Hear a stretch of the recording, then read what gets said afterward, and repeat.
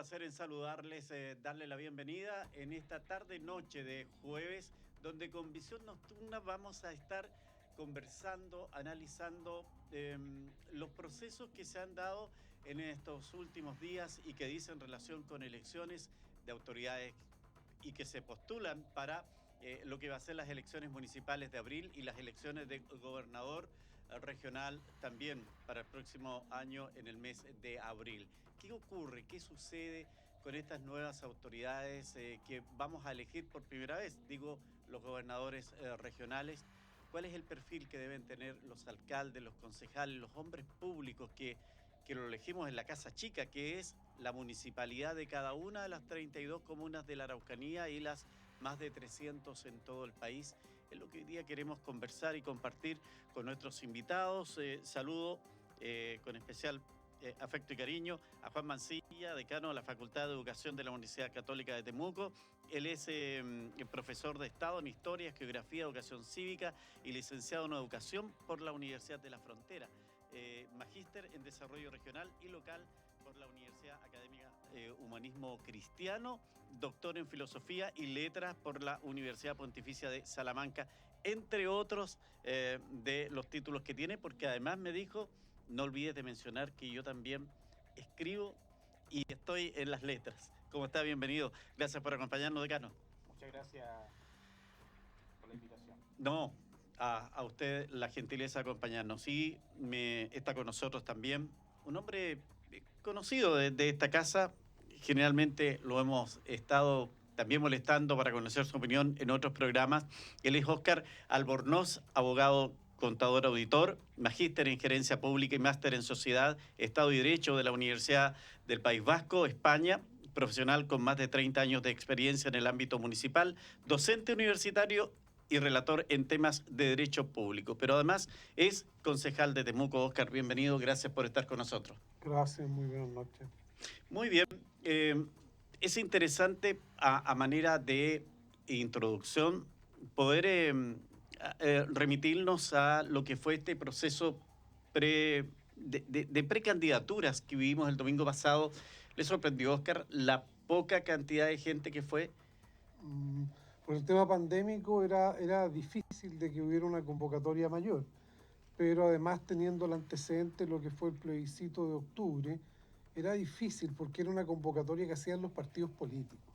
Y si algo quedó claro precisamente en el plebiscito de octubre, es que hay un divorcio todavía muy reciente entre lo que es la estructura de los partidos políticos y el acercamiento verdadero a la gente. A propósito de eso, Óscar. Estaba dentro de los cálculos. Sí, voy a volver con eso.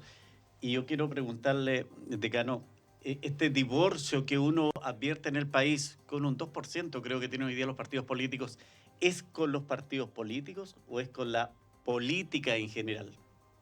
Sí, yo creo, bueno, primero que todo yo quiero plantear de que voy a hablar más bien desde mi experticia disciplinaria, más que desde mi rol como decano, porque eso significaría representar a una diversidad que no podría estar de acuerdo con lo que yo voy a decir. Absolutamente. Entonces, en ese contexto, yo creo que efectivamente los partidos políticos y los grupos que la dirigen no están leyendo la dimensión de lo que significó este gran cambio producto del estallido social.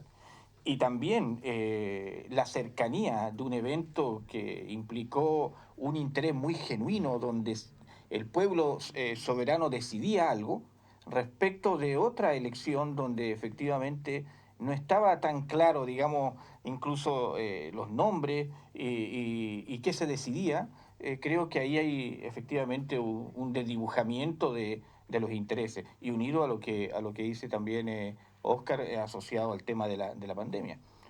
Yo diría que eso básicamente, pero hay una brecha en que yo creo que hay grupos que todavía no leen adecuadamente lo que sucedió lo que sucedió este año, estos últimos meses. Y eso creo que es peligroso si no se encausan bien las siguientes elecciones, que son muchas las que se vienen, porque claro, la frecuencia de procesos eleccionarios no necesariamente se correlaciona con el perfeccionamiento de la democracia.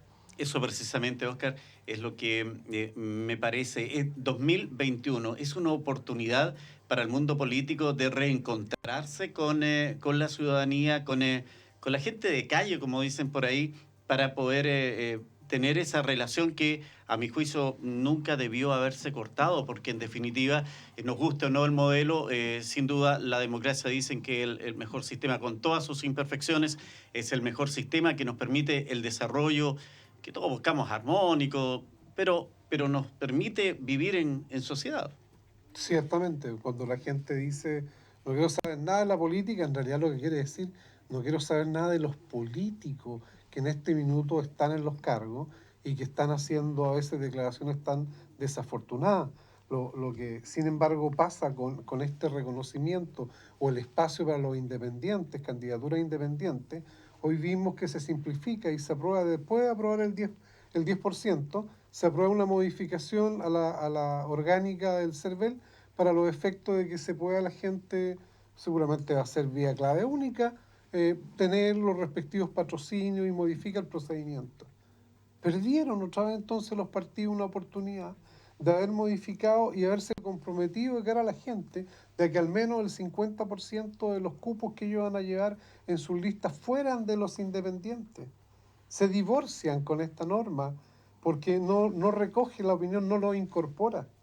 Entonces son las lecturas, y son las lecturas que está haciendo la gente dirigencial, porque piensa tú, desde que regresa el sistema a tener la vida democrática de partido del año 90 en adelante, no hay espacio de que no les favorezca, como que no quieren renunciar a todas estas décadas que han pasado en que han tenido todas las prerrogativas y todas las facultades para los efectos de tomar posicionamiento en la población.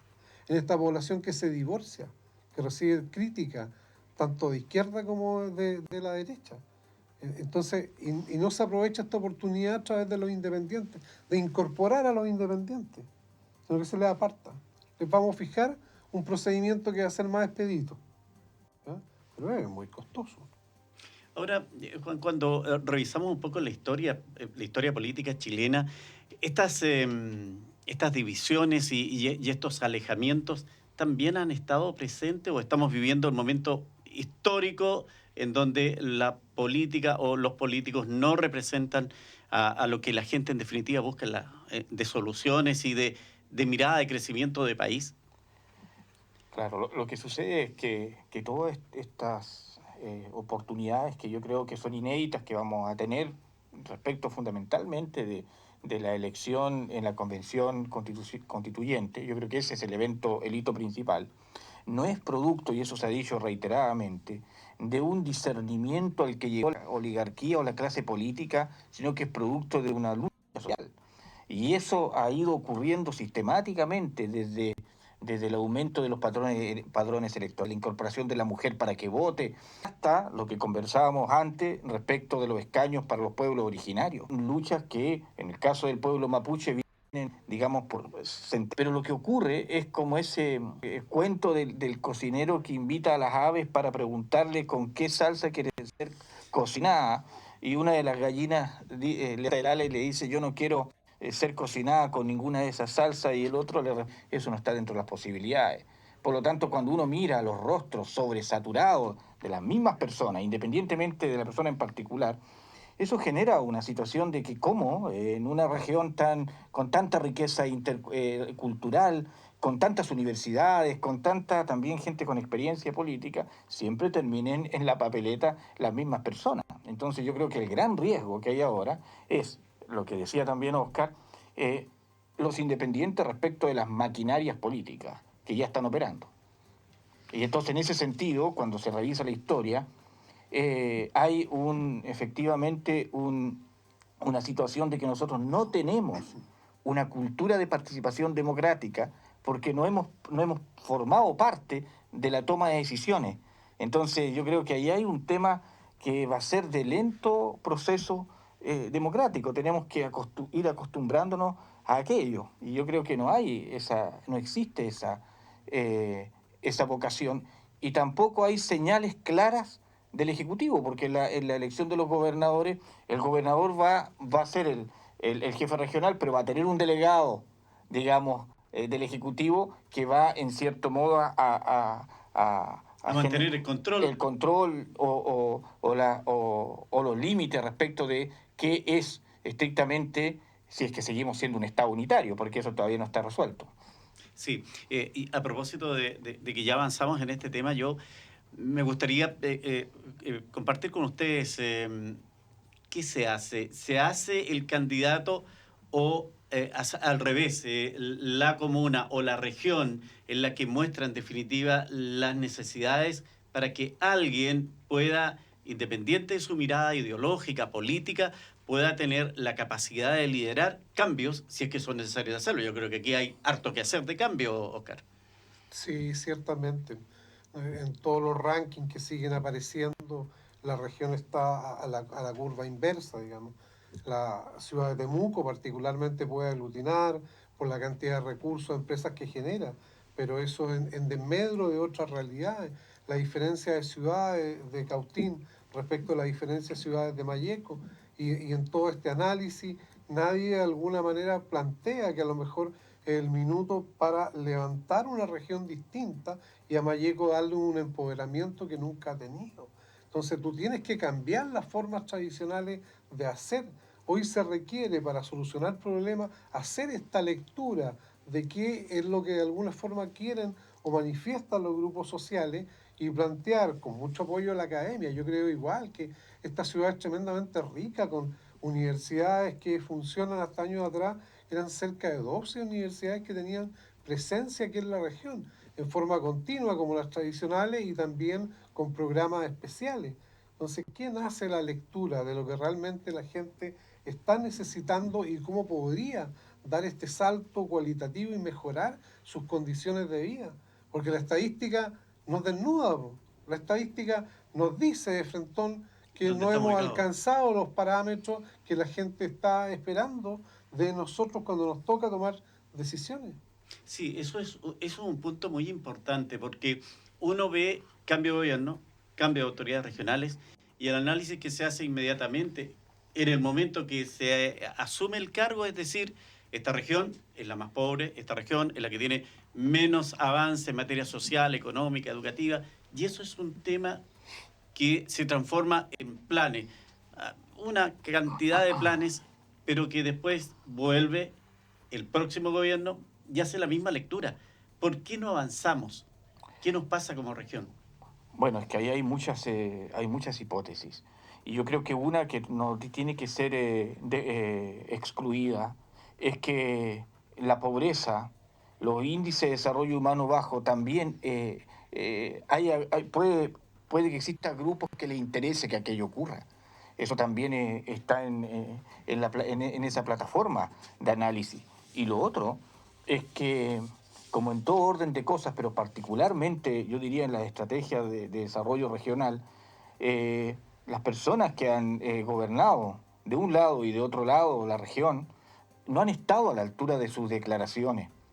Yo revisaba los planes de la Araucanía 2010-2023, 2000, todos esos planes que uno los mira, que están muy bien hechos, que se lanzan en los principales hoteles de Temuco con papel cuché brillante. ¿Y cuál es la imagen que más aparece ahí? La de los mapuches, la de la hortalicera. Hay un uso, si usted lo mira, es de la gente en el campo, está el mapuche ahí, íntegramente en esa hoja. Pero no se ha avanzado en reconocimientos mínimos, por ejemplo, en ese plano. Mínimos.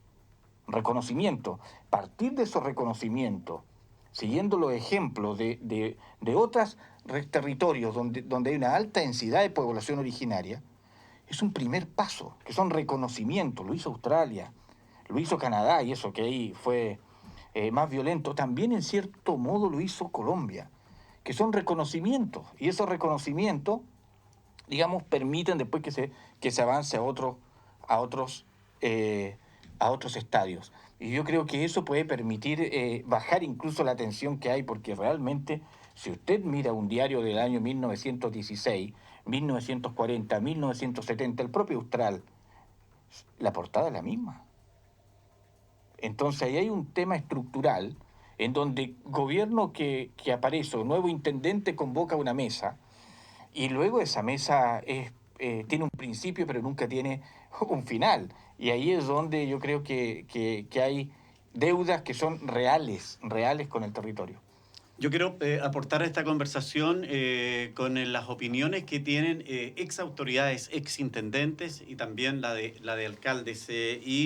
Quiero que pongamos atención a lo que respecto a esto nos dijo el ex intendente Luis Mayol en cuanto a su mirada que tiene de región y las potencialidades que él advirtió durante el corto tiempo que estuvo al mando en la Araucanía. Pasemos a revisar. Respecto a la pregunta que se me hace, yo creo que la Araucanía, como siempre lo he señalado, tiene un tremendo potencial. Aparte de ser una de las regiones más lindas de Chile, está todo por hacer. Tiene características climáticas como para la mejor agricultura, de exportación incluso, el mejor turismo y además energías renovables. Esto fue parte del proyecto que comenzamos a realizar cuando asumió el presidente Piñera y me tocó ser intendente, y que causó mucho entusiasmo y dio muchos buenos resultados. Es un proyecto transversal, integra a toda la región, a todos los habitantes de la región, sean quienes sean. En la agricultura, que es muy importante, tenemos 4 zonas de climas especiales para producir frutas, hortalizas y productos de exportación, como para agricultura tradicional, agricultura, ganadería, cereales, agricultura regenerativa, que hoy día está de moda en el mundo. Por lo tanto, tenemos mucho potencial. En energías renovables, ya lo comprobamos en comunas como Renaico, Coyipulli, donde se instalaron se hicieron inversiones de $1.000 millones en proyectos eólicos. En fin, en Puerto Saavedra también hay proyectos. En la parte turística, de más está decir, las bellezas y las condiciones incomparables que tenemos en la región de los lagos, precordillera, cordillera Nahuelbuta. Bueno, con todas esas potencialidades, ¿por qué estamos donde estamos, Óscar? Es la gente. Es la gente que de alguna manera le ha tocado dirigir y que no ha podido encauzar y tomar la decisión apropiada. Si no hay otra respuesta. El medio ambiente en esta región no ha disminuido, no ha sufrido grandes transformaciones. Históricamente, como bien lo señalaba, a través de las décadas las potencialidades son las mismas. De hecho, las oportunidades en un país que está mucho más vinculado a todo lo que es el mundo exterior son mayores, por lo tanto. Entonces, ¿qué ha sido? Que quien ha estado dirigiendo en los distintos cuadros de mando a nivel de la región no han sido los cuadros de mando apropiados. Evidente, pues, si no es el medio, no es el medio ambiente, no son las riquezas naturales. No le podemos echar la culpa que nunca hemos tenido un puerto y que ese puerto nos dispararía. No tiene mayor sentido, ni especulación. Pero son los cuadros de mando, entonces. Eso es. No veo yo, sí, discúlpame, sí, otra mayor conclusión. Porque si bien pudiera ser cierto que grupos radicales les conviene mantener algunos elementos de miseria para hacer su juego y estar vigente, la mayoría son la otra. La mayoría es la gente que quiere oportunidades, que quiere que se administre bien, que quiere que se le den oportunidades, y la toma de decisiones no llega. ¿Cuántos intendentes ha tenido esta región? Sí, de ser una de las regiones que más intendentes. Ser intendente acá es decir, entro hoy día y no sé cuándo me voy, no necesariamente cuando termine mi gobierno. Juan, le iba a preguntar, estos planes maestros que se anuncian con mucha pompa, ¿son necesarios, por ejemplo, son efectivos, quiero decir, a 10, 20 años, que todos los gobiernos siguieran un mismo lineamiento?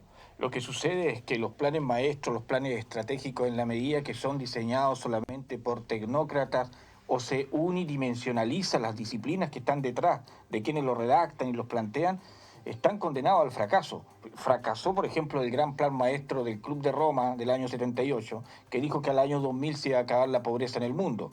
O sea, si hay unas disciplinas que han fracasado, son las vinculadas a la economía política. Yo creo que lo que plantea el exintendente es una mirada prospectiva, siempre prospectiva. Y yo creo que ahí no hay alusión a la historia. Tú no puedes desconocer la historia de nuestra región. Y nuevamente tú no puedes solamente mirar hacia el futuro. ¿Por qué? Porque la historia no comienza hoy día. Y ese es un tema, y no significa volver a escarbar en el pasado, ¿no? Pero y quedarse en eso. Hay que partir de una situación, yo insisto en eso, de reconocimientos, de avance, porque la riqueza de la región no está solamente en los volcanes, en los lagos, sino que está en lo propio humano. Nosotros no tenemos ejemplo en la gente. Tenemos un ejemplo en América Latina. En América Latina, ¿vamos a esperar lo que sucedió en Medellín? Medellín hoy debe ser la ciudad más segura, más extraordinaria y más potente de América Latina. ¿Para qué le voy a decir el diseño tecnológico que tiene? Con una orografía peor que la nuestra. Por eso que el transporte vial es entre cerros. Medellín tenía la tasa de violencia más alta en los 90. Así es. Y vamos a esperar que lleguemos a eso para cambiar el paradigma. Y ahí hay un ejemplo de voluntades, donde se deja entre paréntesis la ideología política, que si yo sigo a Becker, que si yo sigo a Tuma, que si yo sigo a no sé quién, se deja eso entre paréntesis y se avanza. Y esa voluntad yo creo que no ha estado. No ha estado en nuestra región. Y yo creo que no se puede mirar solo al futuro, sin reconocer lo que existe, sin convocar, sin escucharnos. Y esa es una deuda porque muéstrame usted cuál es la historia, qué le entregamos nosotros a un turista cuando viene, qué le regalamos. Bueno, una camiseta de Deportes Temuco puede ser, a mí me gustaría mucho, pero no tenemos tampoco una historia nuestra propia. Y eso se refleja incluso en el paisaje lingüístico. Así nació Temuco, colocándole a sus poblaciones Amanecer, Pueblo Nuevo, para borrar la historia. Y esa es una carga de violencia que a veces se siente en el aire. Por eso que cuando incluso los dos nobles que estuvieron aquí, no tienen buenos recuerdos de Temuco. Ni la Mistral ni Neruda. Sí, claro. Dicen que Gabriela Mistral, cuando pasaba a Valdivia, bajaba la cortina del carro del tren para no mirar Temuco. Bueno, son historias. ¿Comparte lo que plantea Juan, Oscar? En parte, sí, son los ¿En procesos. qué no está de acuerdo con él? No, en el sentido, digamos, de que hay también una realidad país.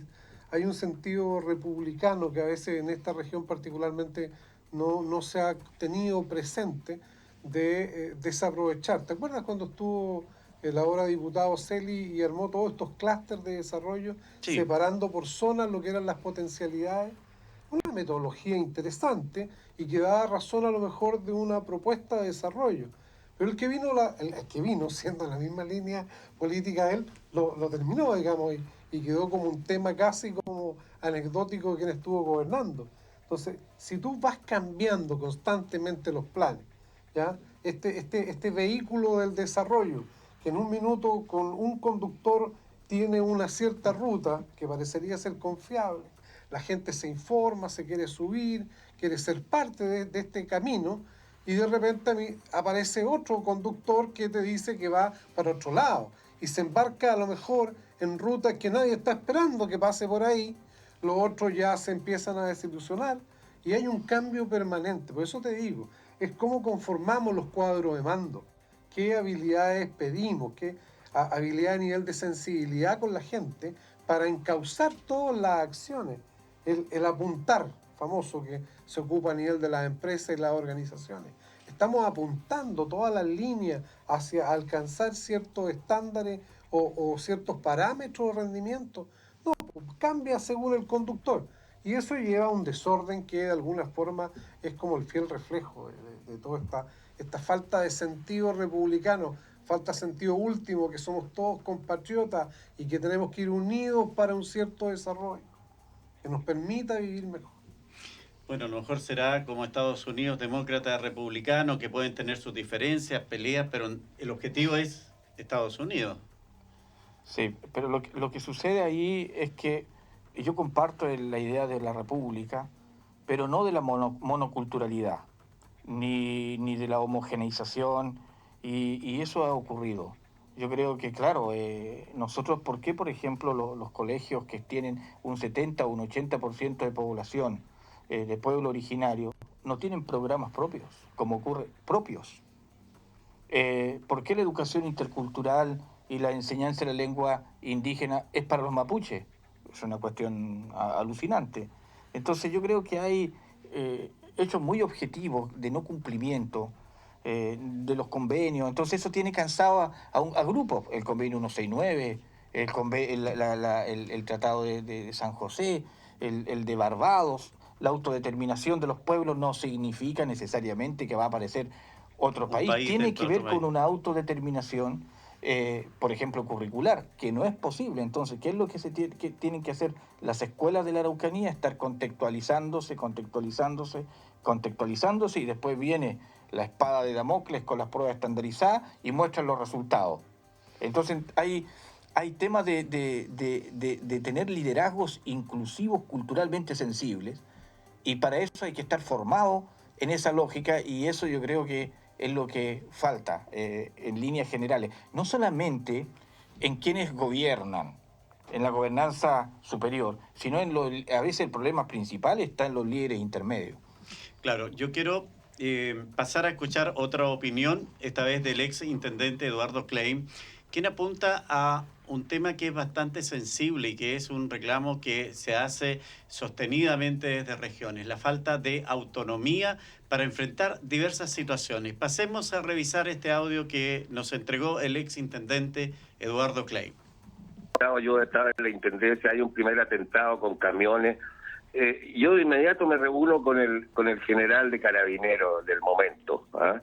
Voy a su oficina con algunos de mis ayudantes, asistentes, en fin, el Ceremi, y le digo, mire esto, y él me mira, y yo debo interpretar. Aquí reconozco que es media subjetiva mi opinión, pero cuando yo le planteo ciertas cosas de acción policial posibles, como que me queda mirando diciendo, oiga, pero señor intendente, si esto se decide en Santiago, si esto se decide en el Ministerio del Interior, esto se decide por el subsecretario, o ni siquiera el ministro, sino que, porque de ahí vienen las instrucciones de cómo funciona todo. Entonces, de nuevo, como digo, uno se queda como diciendo, bueno, o sea, uno se siente tonto, esa es la verdad, frente a todo. Y mire, aparte, en el periodo que yo estuve, 2004, 2005, por ahí, estaba empezando a quemarse camiones, bueno,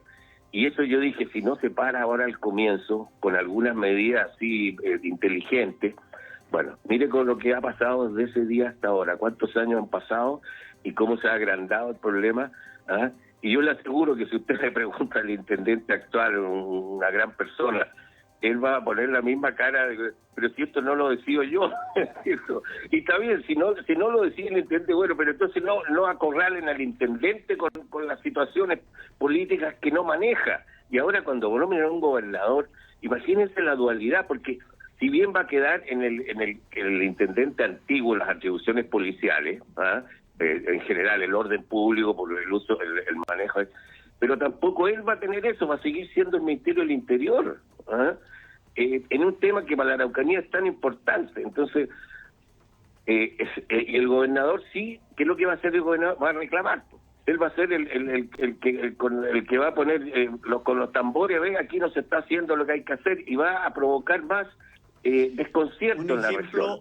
Que viene muy, muy a la realidad. Recordemos que, a propósito de Luis Mayol, que hablaba antes, precisamente él se fue por una situación de violencia, el caso Catrillanca.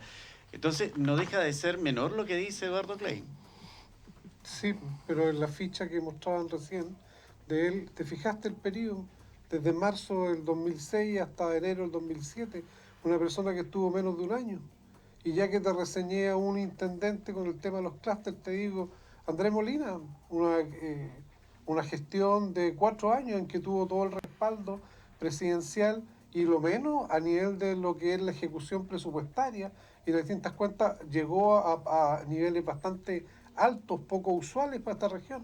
Entonces, porque tuvo una continuidad y un respaldo político. Pero si viene una amenaza, si viene un comentario, si poco menos que andan buscando que escribiste en algún Twitter o algo por el estilo para descalificarte como persona, eso le resta continuidad y le resta seriedad a cualquier proceso. Sí, ya llevamos ¿cuánto? ¿3 intendentes? Sí. Que marca lo que te plantea Oscar. ¿Algún comentario respecto de lo de Eduardo Klein? ¿Este centralismo que él se queja? Sí, en realidad, en el fondo también ahí se evidencia el problema de la ausencia de la desconcentración, la descentralización, eso que se debate tanto del poder y de la administración local. Ahora, un asunto ahí que yo creo que es clave, es que nosotros estamos imaginando un país que va a seguir igual. Por eso que el debate que se produzca en aras de la convención constituyente tiene que generar aquí otras condiciones de posibilidad, visualizando que los agenciamientos que han operado no han funcionado en el aparato público. Porque aquí no tiene que ver, si ustedes se dan cuenta, puede tener que ver con las personas, con el estilo, que alguien puede tener un estilo X, un estilo Y. Pero aquí hay un tema de un agenciamiento estatal distinto y que hace que hayan cosas que realmente no se comprendan. ¿Por qué suceden? El propio problema de la conectividad, por ejemplo, que tenemos una conectividad más baja que que la región de Aysén, siendo que no hay archipiélago acá. Por lo tanto, en ese sentido yo creo que, claro, lo que él plantea en los 90, o cuando él le correspondió asumir, evidencia el fracaso, digamos, del Estado en su política de descentralización y de desconcentración, del poder finalmente, porque aquí este es un tema de poder. Bueno, absolutamente de la mirada respecto a propósito, tomando lo que dice Juan, Oscar, es una oportunidad lo de la nueva constitución. Hay temas que podrían precisamente poder ajustar el modelo de administración que tenemos en el país. Yo pienso que es una oportunidad, ciertamente, que después de 4 décadas con la constitución actual, que de todas las constituciones que ha tenido Chile, tú lo señalaste, el voto censitario, por ejemplo, la no participación de la mujer, aunque no nos gustara, la constitución del 80 había sido la más legítima que habíamos tenido en la historia de todo nuestro país, y ahora tenemos una oportunidad que es histórica, y esperemos que la gente que sea elegida ahora como constituyente tenga la suficiente cordura, criterio, madurez, para que pueda articular y fundar, a pesar de que cientistas políticos destacados como el profesor Verdugo lo que critica es que en esta norma no hay nada salvo que ustedes se reúnen y tienen que escoger entre ustedes un presidente y un vicepresidente, pero lo procedimental de cómo va a ser la mecánica operatoria para que esas 155 personas conversen, dialoguen al interior, no está definido. Ni siquiera hay una reseña a lo que es la actual reglamentación que el Congreso tiene con su estructura de comisiones. Va a tener que dársela a este grupo. Es un riesgo altísimo porque no está definido lo procedimental, cómo se va a hacer. Va a quedar a que 155 personas en una sala se pongan de acuerdo. Es un poquito peligroso con lo que hemos visto a nivel de... Pero es una oportunidad válida.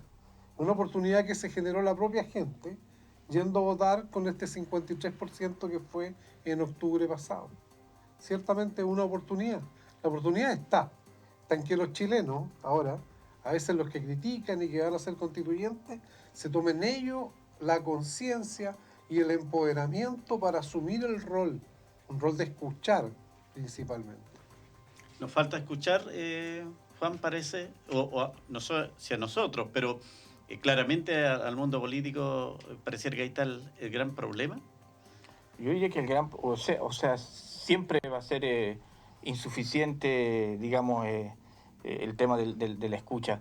Yo creo que lo que se ha dicho también insistentemente en el tiempo que estamos viviendo, donde la gente no construye argumentos sólidos, donde cuando uno escucha a un político y le hace una pregunta, responde en menos de 2 segundos, lo saben todo, digamos. Nadie dice, ¿sabes qué? Este tema yo no lo manejo. Y tenemos que ahí avanzar a una metodología política más basada en escuchar a las propias comunidades. Y unido a eso, a que todos saben de todo y todo, tenemos el otro tema, que es el tema de la posverdad, de la mentira, de que se instalan, digamos, relatos y luego, evidentemente, empiezan las descalificaciones. Nosotros tenemos que ser capaces de aceptar la opinión diferente, aunque no nos guste. Si yo no estoy de acuerdo con Oscar, no significa que yo no estoy entendiendo lo que él me dice. Significa que no estoy de acuerdo. Porque a lo mejor, y si él no está de acuerdo conmigo, es porque él tiene una historia, una narrativa, una argumentación, una historia que yo no tengo, y yo tengo que aceptar eso. No es que él no esté de acuerdo porque tal vez no esté comprendiendo, sino porque es esa la situación, digamos, y en eso, avanzar en esa diferencia, yo creo que tenemos que crecer. Y yo creo que ahí nos falta, y ese es, yo creo que el principal peligro que yo veo, que las personas que estén ahí sepan avanzar, sepan colocar los mejores argumentos. Y si yo digo, por ejemplo, yo no estoy de acuerdo con que la Constitución del 80 sea legítima, por ejemplo, pero yo no me puedo amurrar, como se dice en Chile, ¿no? Que me dé la garrotera del chavo, que puede pasar, y dice, ya, yo me retiro. Me retiro, y ahí genera otro lío. ¿Quién reemplaza a los que no estén de acuerdo a la primera? Tenemos que tener ahí una capacidad de avanzar en la diferencia, en el diálogo, y yo creo que va a depender muchísimo. Ahí las personas tienen que tener mucha intuición, mucho discernimiento de a quién van a elegir. Digamos, yo creo que eso es clave, y lo que ojalá suceda es que exista una representatividad territorial importante para que no se produzca una situación de dominio nuevamente de los intereses de algunas personas que pueden estar ahí. Salir del sartén y caer a las brasas, como alguien podría decir ahí. Eso de que estas personas de pronto pudieran decir, ¿sabes qué? Yo no sigo en esto, no fue para esto lo que yo voté. ¿Son reemplazables? ¿No son reemplazables? ¿Va a haber no está definido. No está definido. Es parte de la indefinición es que esta aventura constitucional no está definido. Entonces, de aquí a esa fecha se va a corregir, se va a reunir una comisión de representantes de los distintos partidos, como fue la que se reunió, para efecto de sacar el documento formal de reforma o no en este periodo. No está acordado, no está planteado. Porque el tema principal que teníamos a nivel nacional es el 10% hasta el día de hoy, ¿ya? Y todavía queda un trámite por ahí pendiente. Entonces, hay materias propias de la formalidad, que es importante por lo que le da seguridad a la gente, que la gente sepa desde antes cómo se va a proceder, cómo van a ser las votaciones, cuáles van a ser las comisiones, quién los va a integrar, estos cupos reservados a nivel de la población indígena van a estar repartidos en las distintas comisiones, van a constituir una comisión aparte. O sea, la cantidad de interrogantes es inmensa. Y por lo tanto, la exigencia del criterio de que no aparezca alguien con un par de soberbia más rompiendo los grupos, o que la misión sea justamente de que no se avance. ¿Entendés? Una confianza enorme que se dio al escoger a estas personas va a ser al 11 de abril. El criterio que tenemos que tener los ciudadanos para informarnos y por quién le vamos a dar nuestro voto para que esto termine en algo favorable. Sin duda. Quiero volver a la Araucanía, al contexto de buscar estas formas de tener desarrollos, de encontrar un derrotero que nos permita avanzar y no estar siempre analizando estas cifras rojas. Nora Barrientos, que recientemente estuvo en la elección primaria, también se refirió a su mirada buscando las potencialidades y también las debilidades que tiene la Araucanía. Escuchemos. Me han pedido que me refiera a las fortalezas y debilidades de nuestra región de la Araucanía. Tema complejo porque depende de la perspectiva en la que se analicen, es como podríamos plantearlo. Pero en términos genéricos yo podría señalar algunas de las características que creo que podrían estar puestas sobre el debate. En términos de debilidades creo que hay una que no es menor, que son las debilidades estructurales. Es decir, entender, por ejemplo, que en tema de conectividad tenemos problemas todavía en materia de conectividad vial entre cabeceras comunales y en localidades y en sectores rurales, donde estamos hablando de que vive casi el 30% de la población de la región. Pero si hablamos de conectividad para acceso al Internet, ahí el déficit y la brecha es mucho mayor. Uno se aleja un poco de las comunas más grandes, con mayor población, de las cabeceras comunales y ya tiene problemas para conectarse al Internet. Y el acceso en el caso de los estudiantes está claramente demostrado en este periodo de pandemia. También es una debilidad estructural los temas de calidad de vida en la que enfrentan muchos de nuestros habitantes. Y cuando me refiero a las condiciones de calidad de vida material, me refiero al acceso al agua potable, por ejemplo, donde hay alrededor de 100.000 personas que se abastecen con camiones aljibe. Me refiero, por ejemplo, al acceso al alcantarillado, que es un tema sanitario básico y que no solo mejora la calidad de vida. Estos dos componentes también contribuyen, por ejemplo, a todo lo que significa el desarrollo de emprendimientos o de iniciativas donde los temas sanitarios son claves. Bueno, interesante ya de alguna manera, Juan, usted había advertido el tema de la conectividad, pero ella va más allá entre las falencias que tiene esta Araucanía. El tema de la conexión en Internet es evidentemente un tema que ha quedado claramente demostrado que estamos mucho más atrasados que otras regiones del país. Bueno, yo voy a ser reiterativo en el tema, que también lo veo ahí en ella, en la exintendenta, que es el modo como el Estado se instaló en la Araucanía. Leer a la Araucanía en clave del presente, solo en del presente, es un error. Porque eso implica ver los esfuerzos, porque, por ejemplo, si aquí tuviésemos la oportunidad de escuchar a Ricardo Ferrando, de la década del 50, él estaría diciendo algo similar, es el modo como se instaló. Las dos regiones donde el Estado se instala tardíamente, bueno, aquí se produce en 1881 y en Aysén en la década del 20. Y se instala de manera violenta el Estado. Se instala de manera violenta acá. Aquí había una persona que se llama, que eran los gendarmes de las colonias, que cuidaban, digamos, porque aquí hubo tierras que se entregaron de manera, no voy a entrar en el tema de la expoliación y la expropiación de tierra a los grupos originarios, pero se instaló violentamente el Estado y eso generó que los intereses particulares estuvieran primando sostenidamente en el tiempo más que el Estado. El Estado sigue estando en forma, como diría Mario Góngora. El Estado sigue estando en forma. Son las personas que lo que pasa es que del Estado no cumplen como deberían. Claro, pero es que lo que pasa es que aquí se tiene que... No es lo mismo una región que en el fondo está o tiene una historia, digamos, de instituciones que en realidad están más consolidadas. Estoy pensando también incluso en la propia red vial de cómo se generó acá, porque aquí el Estado se instaló a través de las misiones, por ejemplo. Así entonces, entre otras, y eso era el Estado. Entonces yo creo que ese es un punto. Y después viene el tema de lo que plantea, de lo que ya conversamos, de los problemas que son más estructurales, y eso implica hacer, yo insisto, una mirada que reconozca lo que aquí ha sucedido en la Araucanía, que reconozca eso, si no pasa nada con no reconocerlo, ¿ya? De hecho, así parte, entiendo yo, la Constitución de Sudáfrica, pidiendo perdón. ¿Por qué? Porque no es solamente artículo, no empieza así esa Constitución.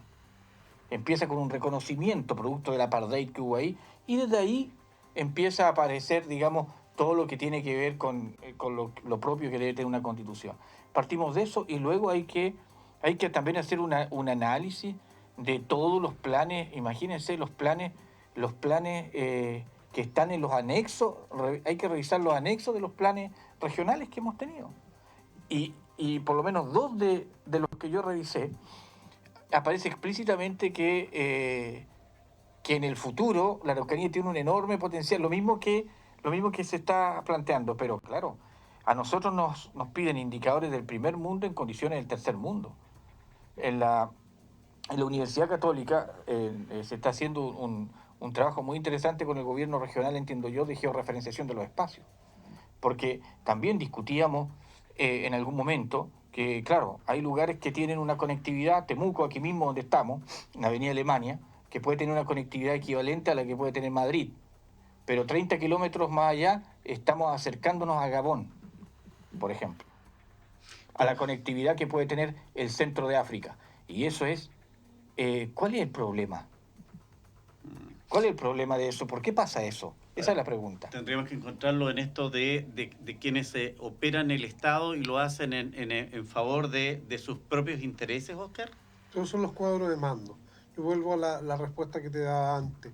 Me tocó puntualmente por reclamos que uno recibe. Yo asumí hace 3 años y uno ha sido muy entretenido en realidad, porque uno a la edad que yo tengo, soy algo mayor que tú, busco cosas interesantes para moverme. Y harto de contacto en terreno y que los aparatitos no funcionan.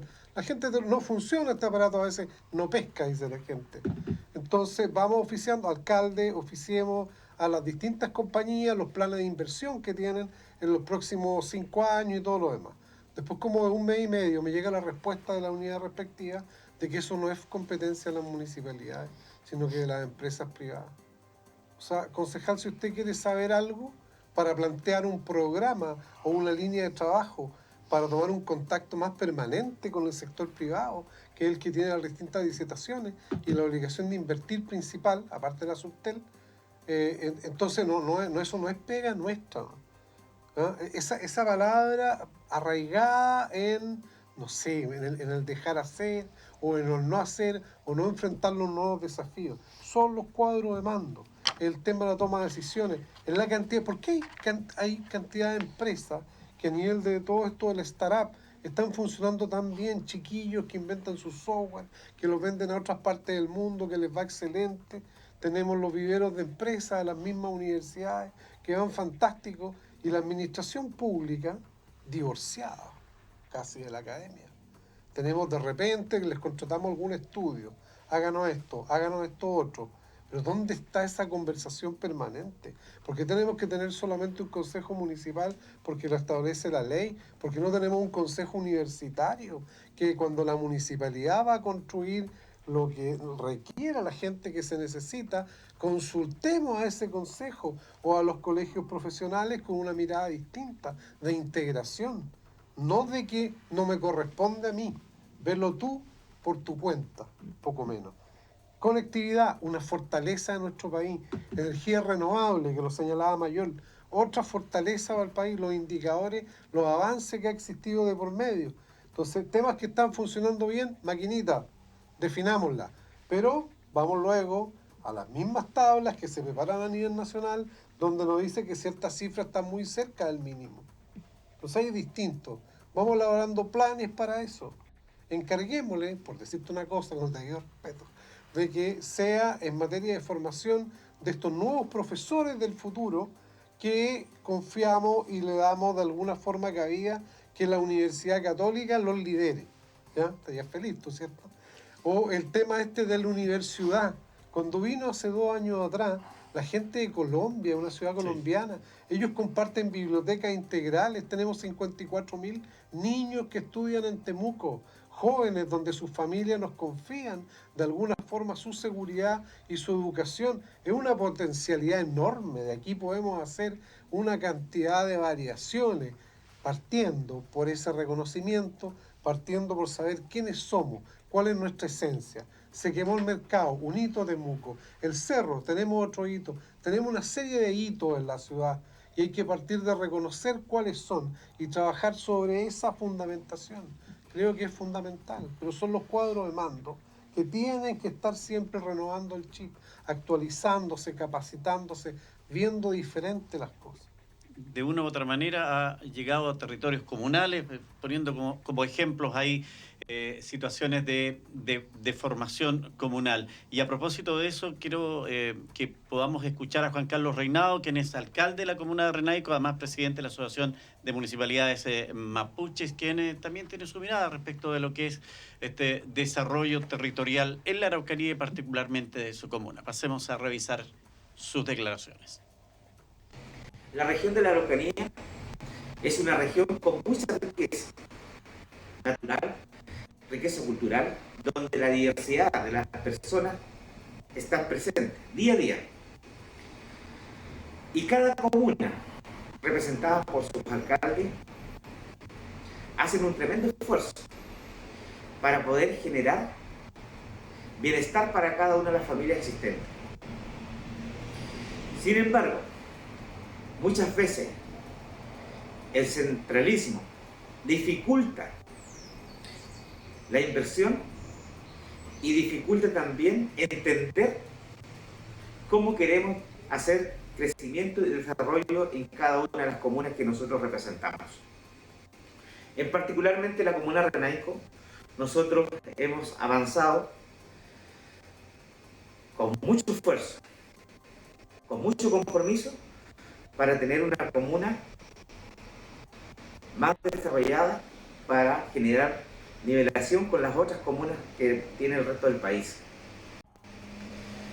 Hemos generado inversión, hemos generado compromiso, hemos hecho acuerdos, pero siempre, hoy día, necesitamos que el compromiso del gobierno central siga aumentando, siga confiando en los alcaldes, siga confiando que el desarrollo debe ser para todos.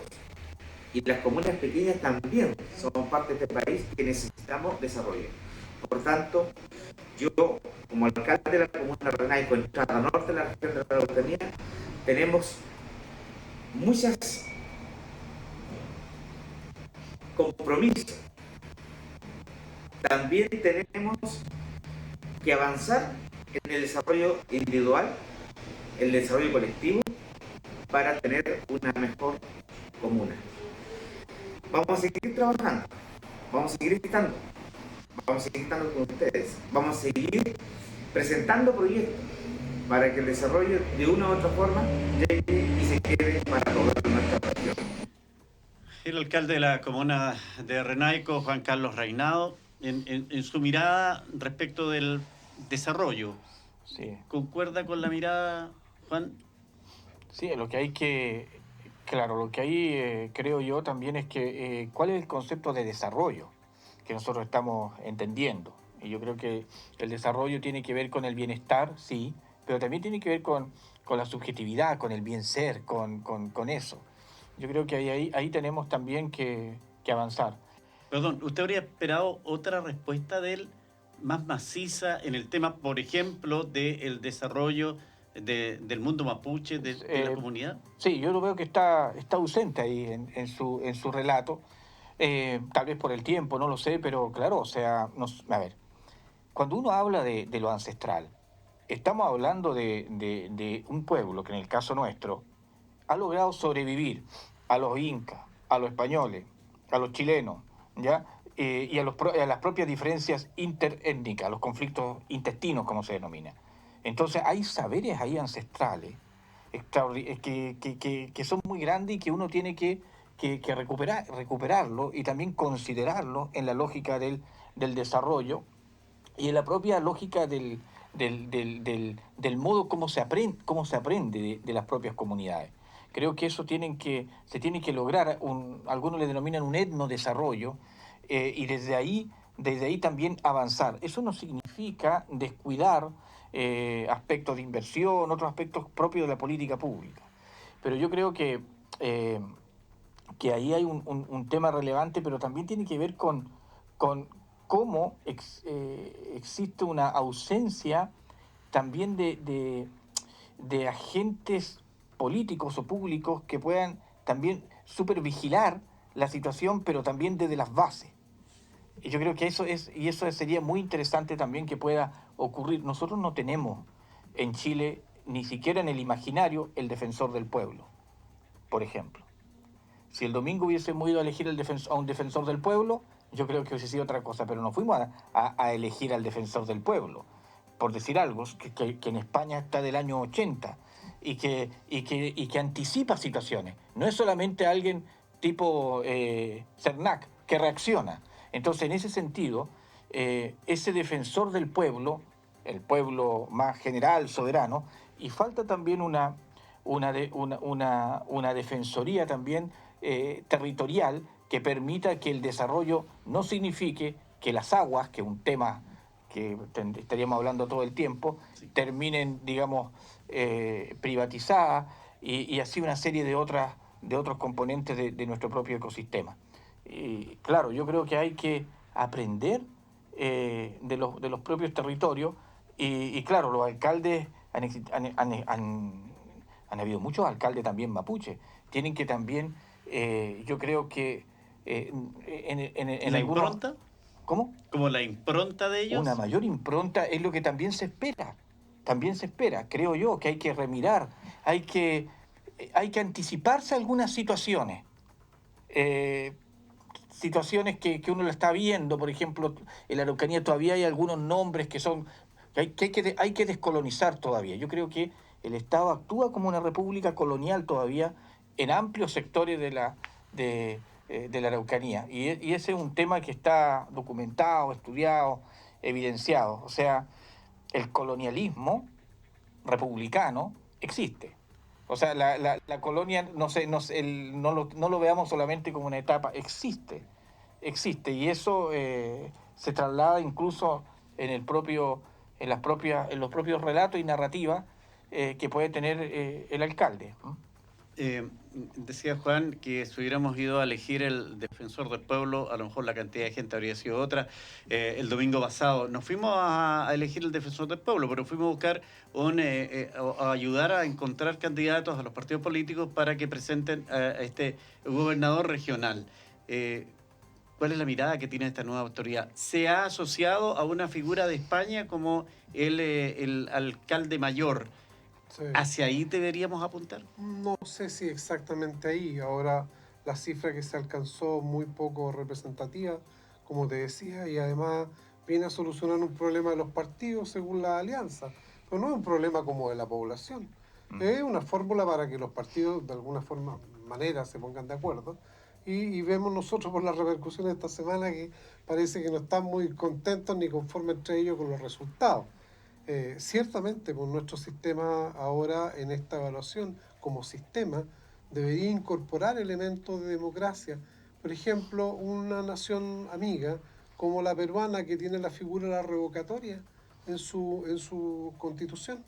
Entonces, cuando la gente cree un cierto mensaje, elige a una autoridad y después en la práctica la ve que esa autoridad se aleja de la promesa, entonces ellos tienen en su forma de ser una figura para efecto de revocar ese mandato que dieron, porque nos mintió, nos dijo una cosa que no era y tenemos que soportarlo todo el periodo, no. Entonces va la figura de la revocatoria. Son distintos elementos que tienen la democracia de los países según la forma de ser.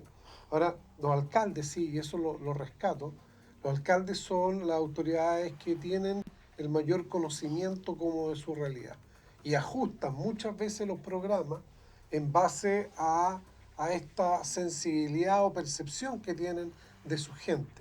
Entonces pudiera ser que desde fuera nos da la impresión de que los acentos deberían estar a lo mejor el alcalde Reinado en el tema indígena, pero él es el mejor sensor de su propia realidad comunal y probablemente los acentos vayan por caminos que son distintos. En ese sentido, y se nota, los porcentajes, tú me dices, de alcaldes que se reeligen es que son altísimos en Chile. Así es. Porque es que además no siquiera renuncian, ellos pueden seguir haciendo campaña. Sí, bueno, pueden seguir haciendo campaña, pero además en la respuesta hay alguna sintonía con la población y por eso que la gente los valora y los aprecia tanto. En la nueva estructura de gobierno a nivel de los gobiernos regionales, creo que la definición de zonas metropolitanas puede aunar esfuerzos y crear distintas zonas metropolitanas en la misma región, buscando planes conjuntos que les permitan a las ciudades avanzar. Yo tengo, fíjate, la esperanza, porque me gusta el modelo y la definición de la nueva ley de educación en cuanto a la creación de los servicios locales de educación. Creo que no va de la mano decir que tenemos un sistema de educación exitoso, si es que las cifras son cada vez más deficitarias a nivel de los municipios, estoy hablando.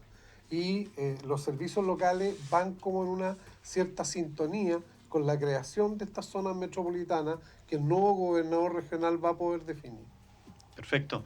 No van a creer ustedes, pero llevamos una hora conversando y se nos acabó el tiempo de esto. Hay harto que conversar. Está, yo diría, recién comenzando, solamente porque tenemos una autoridad que todavía no sabemos cómo va a funcionar en la práctica, que es lo más difícil aún. Todavía están en algunas atribuciones en análisis. Por lo tanto, veremos cómo funciona este gobernador regional y vamos a estar atentamente conociendo algo más de esto. Agradecer por la gentileza que ha tenido de acompañarnos. ¿Eh? Sí, no, muchas gracias. Yo cuando me invitaste y me dijiste que había que hablar sobre esto, a mí se me vino inmediatamente a la cabeza una novela que es muy interesante de Saramago, que se llama Ensayo sobre la lucidez.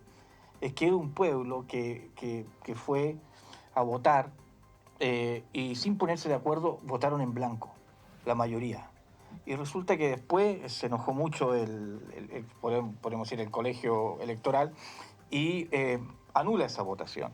Y vuelve, digamos, y después aumenta, digamos, la cantidad de gente que vota en blanco por la no representatividad de su dirigente. Es un texto muy, muy interesante porque es una radiografía del mundo que tenemos.